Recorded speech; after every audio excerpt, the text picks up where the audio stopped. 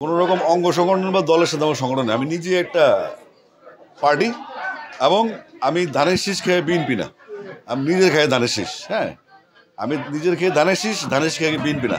অর্থাৎ যারা ধানের শীষ খেয়ে বিএনপি তারা হচ্ছে সুবিধাভোগী, আর আমি দলকে ভালোবাসি, এটা হচ্ছে আমার মূল মটো। আমি আসলে জীবনে দুটো জিনিস করি না, একটা হচ্ছে প্রেশার, চাপ, মানে টেনশন, এটা নেই না। আর একটা হচ্ছে ভয় পাই না। তারপর যেটা হলো গতানুগতিক রাজনীতি যেটা চলে আসছে এত বছর, গত 53 বছর, বিএনপি যদি সেই পথে হাঁটে, আওয়ামী লীগের মধ্যে বিএনপির অবস্থা হবে। আর বিএনপির বর্তমান লিডারশিপ যিনি যেভাবে চলছে, মানে যে হাইকমান্ড থেকে যেভাবে চলছে, এভাবে যদি চলে তাহলে বিএনপি ঠিক থাকবে। আর বিএনপির যে কাহিনী শুনছি আমি সারা দেশ থেকে, চাঁদাবাজি, দখল, মামলা করা, মানুষকে জিম্মি করা, এইভাবে যদি চলে তাহলে বিএনপিরও আওয়ামী লীগের পরিস্থিতি সময় লাগবে না। অলরেডি মানুষ বিরক্ত হয়ে যাচ্ছে।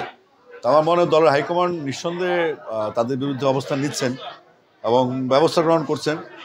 আর এটা কতটুকু সঠিকভাবে করতে পারে দলের হাইকমান্ডকে বুঝতে হবে। যদি ভুল করে তাহলে এখনকার যে জেনারেশন বিনা চ্যালেঞ্জে কাউকে ছেড়ে দিবে না।